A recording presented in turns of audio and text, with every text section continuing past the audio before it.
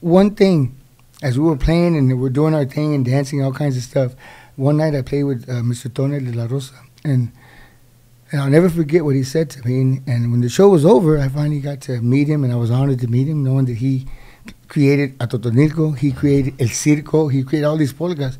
So when I finally got to meet him, and he says, I said, Señor, Mr. Tony, mucho gusto.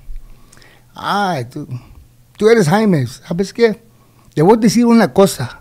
And you know how they talk firm and friendly? I thought, yeah, yes, sir. He goes, tocas muy bonito, pero ¿sabes lo que te falta? I go, dígame, tu propio estilo. I said, ¿y cómo lo hago?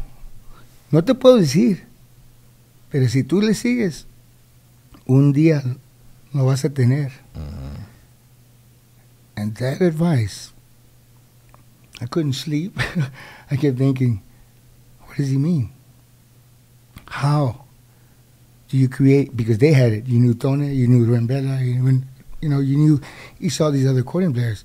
And plus, when you grow up, what do? You're playing a little bit of everybody, you know? And I guess I was making scrambled eggs with everybody's music. Steve Jordan was in there with me. Ramon Ayala, Juan Villarreal. Sooner or later, it all comes together and makes a different sound, man, right? You know, when we came out with Pájaro Negro, the very first time in 1981, of the New Generation. Soy como el pájaro negro, mi destino fue fatal. We started messing around doing some crazy things.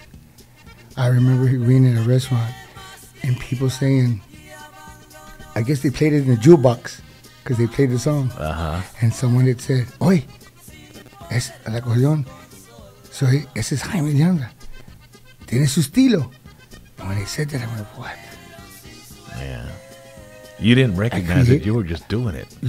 I had no idea. Yeah. I had no idea I was creating something. And when I started hearing that, and more, I started hearing people say, I want to see, you can hear, Tona Rosa, you can distinguish Jaime de Anda. They put my name in. I said, what, really? And years later, that song ended up being your signature song, dude. Yes. You know? Soy como el pájaro negro.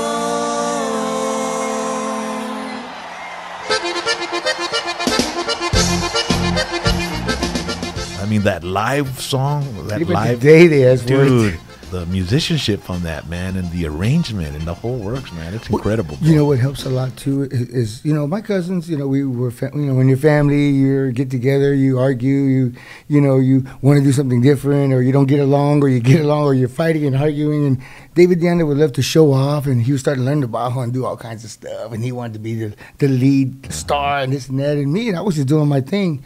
Whatever I did, but I didn't know I was creating more attention than him.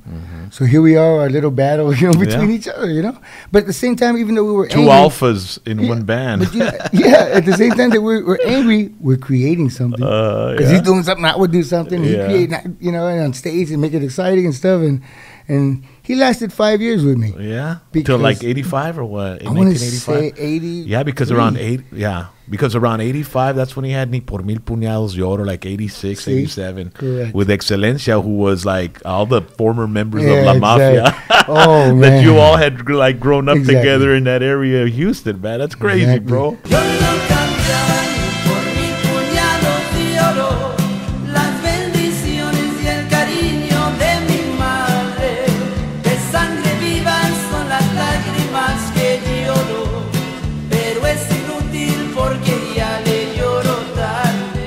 Wow. So then you eventually parted ways with your dad, man. What year was that? Well, I parted ways with David first and told my dad, I said, look, David started showing up late, and, he was already a star now. He felt like if I wanted to go watch or something back then, he would tell my uncle, he would tell my dad, well, if you're going to buy Jaime one, I want one too. Or if I hadn't used Stacey Adams, or you're going to buy Jaime, I want one too, Theo. Come on, I work hard too. And my dad, he would always do it. Yeah. And I would be telling him, man, that's enough, man. Why you?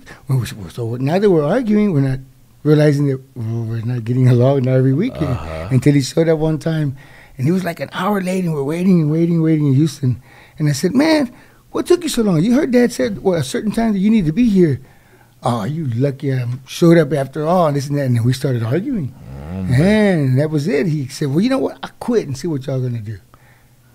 Well, so my dad was like, well, what are we going to do now, mijo? I said, well, Dad, you play the bajo, don't you? Yeah. You know, I mean. Vamos a hacer la tocada y después de la tocada we'll figure it out. I mean, but with, at that time, there was a few bajo players, and I remember meeting J.J. Los Andeas. I remember meeting, that's where I met Mr. Sonny Guerra, El Señor Sonny Guerra. He was a accordion player, and he played bajo, but he played the old school, nice. I mean, he was very clean and very professional, and I started practicing with him, and it felt weird, but he started teaching me. He brought the song La Saborita.